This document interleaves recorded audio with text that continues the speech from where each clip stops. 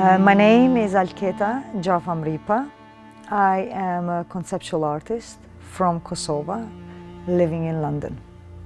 I grew up in an artistic family, and seeing my father from a young age, always painting, expressing himself in a visual way, expressing his, I suppose, struggles of the nation, Albanian identity, pain, segregation, fear.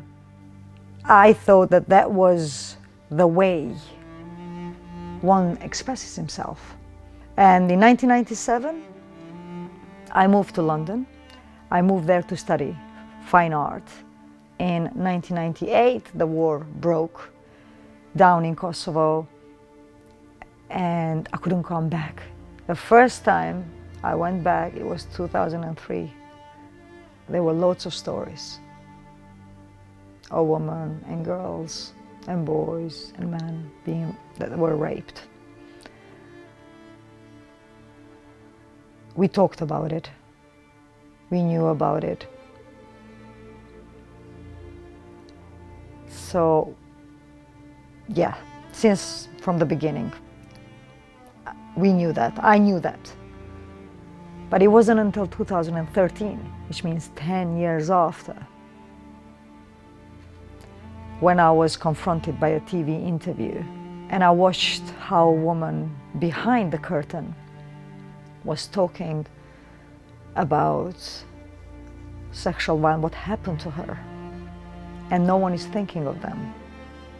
And my reaction was like, I'm thinking of you. We are thinking of you. And that's how the title of the installation started.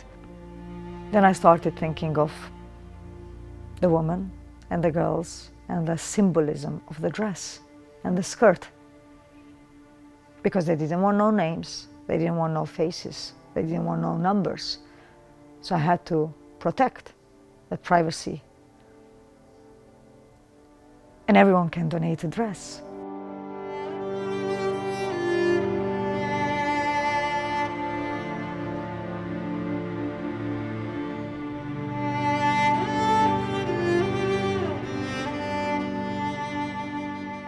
There were very emotional stories, for sure, but what I felt and what I saw in them is, in majority, is that when they gave the dress,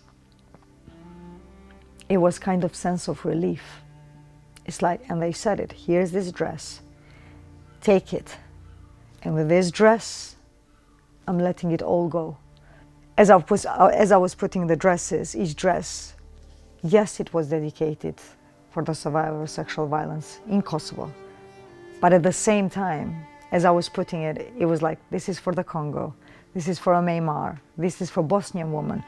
My aim was always to have a global art installation. My name is Drandoli, and I'm the ambassador of the Republic of Kosovo in the Kingdom of the Netherlands. It was back in 2015. I was working in Kosovo then. I visited the art installation when it was opened. It was quite impressive. It left me speechless. And when I arrived here in The Hague, I was walking throughout Langeverhout one day after a conference that we discussed, among many other things, war crimes. It just came to me, okay, can we probably bring Alketa in The Hague? And there are two main reasons for it. First of all, it is my personal feeling about it, but it's also about memory, remembrance, and accountability. With myself, I thought that probably we can do it. And finally, I'm very happy to see that we did it.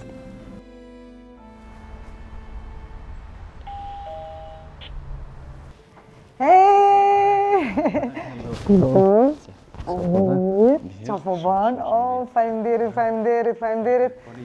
Ponis, dësysh, mirë, krejt në rregull, gati jonë sendet, menxis po presim, a?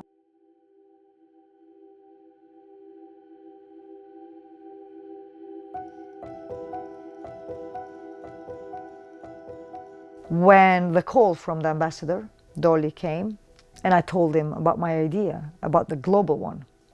And he started from there. We went to the municipality of The Hague. We had the meeting with the deputy mayor.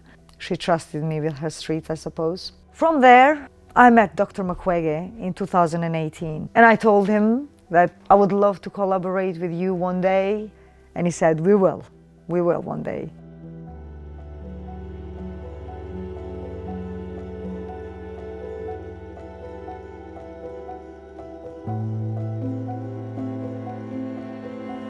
And when we speak with Ambassador Dolly, I say that I would love to collaborate with Mukwege Foundation because they have their offices in The Hague. The importance of Dr. Mukwege is that foundation is that they have the organization in more than 25, 26 countries and collaboration with the SEMA members. Mukwege with the SEMA collected dresses from all these places and they brought it to The Hague.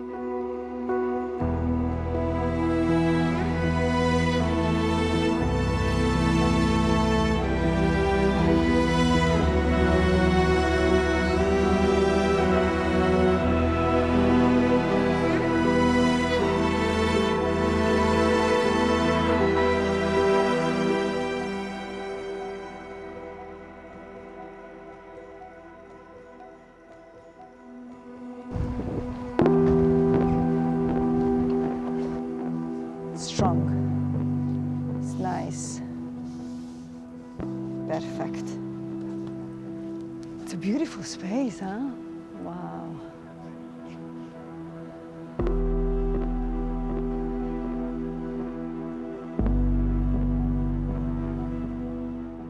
And now slowly you're gonna see it. It's coming to life. The stories are gonna come to life. And they're gonna be like, you know, the flags of the countries when they say, here we are, this is our country. These are gonna be the stories and the flags of the women, of the survivors coming all together in one. I'm hoping that the key decision makers can really work towards the changing of the policy of the survivors and bring actually their stories to the forefront to change the law.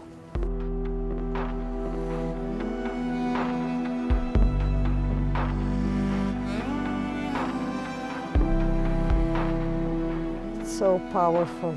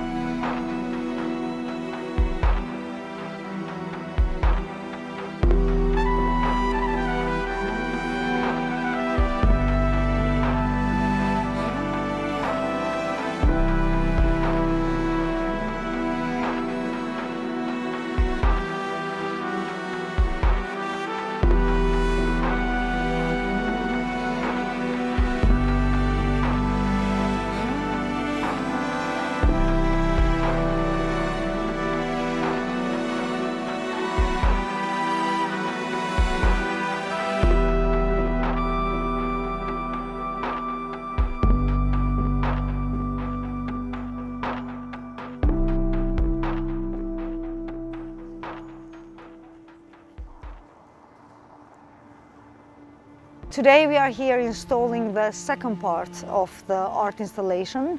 Now finally the whole artwork is complete. This is what I want, because in order to make a difference, sky should be the limit. And that's why we are here, and the sky is our limit, our ceiling in a way. Because it's very important to have everyone is included, everyone is welcome, everyone will pass by and they will see the artwork. And it's educational, as I say, it's awareness, so it's accessible to everyone, not only to a few, but everyone can come and see it, and opens dialogue and discussion, and that's what we want. It happens and it affects all of us, and it's a way to make us stop and realize and think that, yeah, women are getting the short end of the stick, as they say. So yeah, it's impressive. It looks really good at the location. and it brings a topic that usually doesn't get discussed, and this installation brings attention. It really serves a purpose to raise awareness. Voor mij is het een heel is een onderbelicht thema.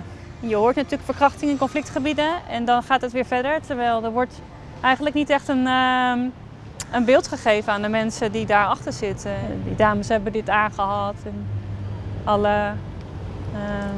van alle delen van de wereld, ook weer heel verbindend.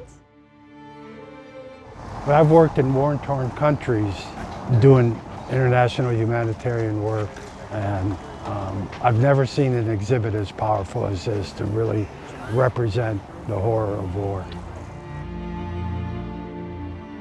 You start yourself reflecting upon the stories and the woman and the war, and then towards the end I think you come in peace with it.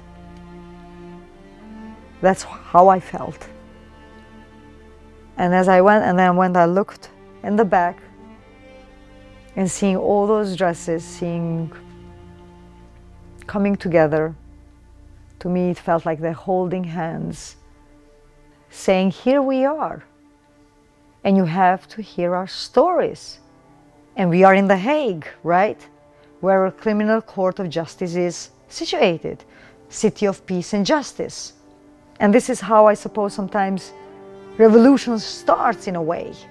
Take up the streets and tell the truth. So I'm really hoping that something is going to come out. Definitely, it's raising questions a lot. Creates dialogue, opens conversation. People talk about it, and that's what you want. You want people to talk about it.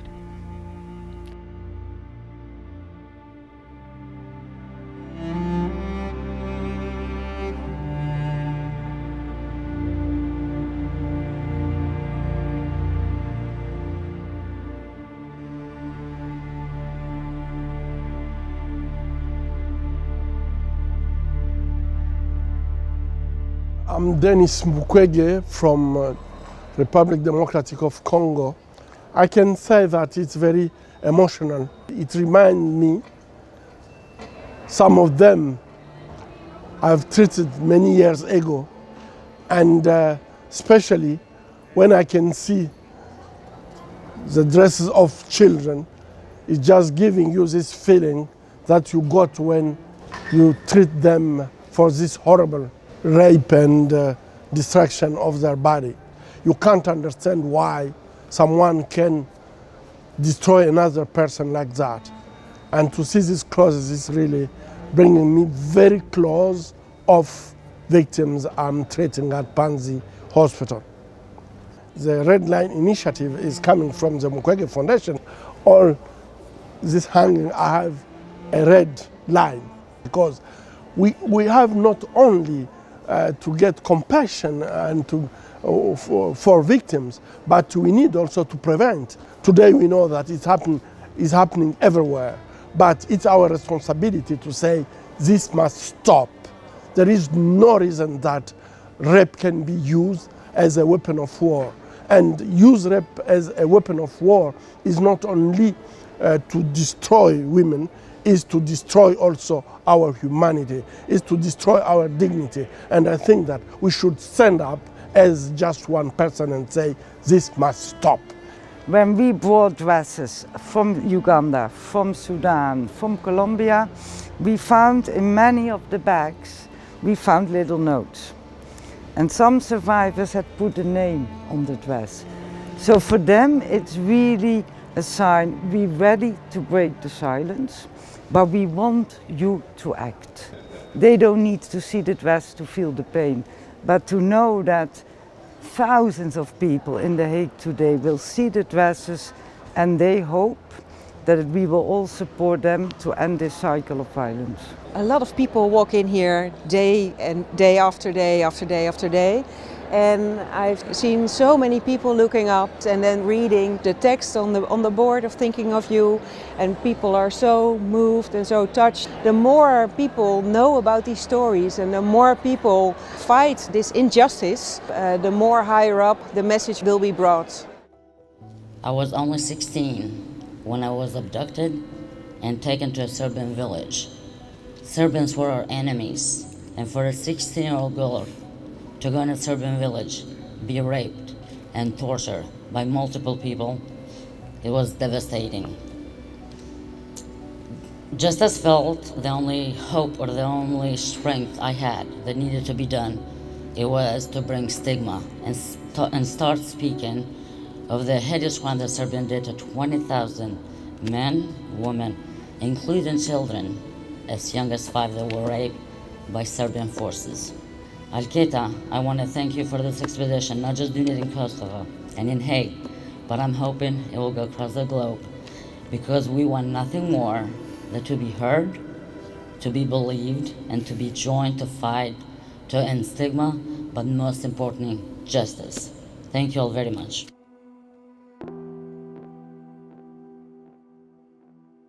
We had a discussion earlier on about all the good things that I was supposed to talk about. But walking in here today and seeing my daughter's dress hanging here, it has done something to me. Today is 19th June, the day of eliminating sexual violence in conflict. And from the north, from the south, from the east, and from the west of this globe, I say that we are healed and walk in the healing that we are supposed to walk today. I ask you to remember that this is a day when we honor those that have been violated. In this city of justice, I ask you, my fellow citizens, to draw the red line to ending conflict-related sexual violence.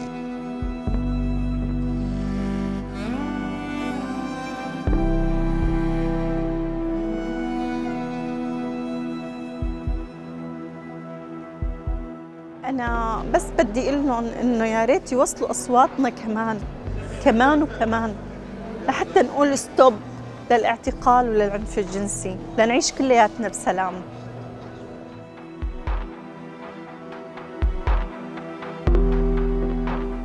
Looking at each dress, I could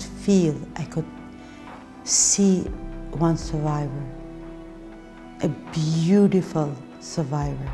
A beautiful woman, a strong woman.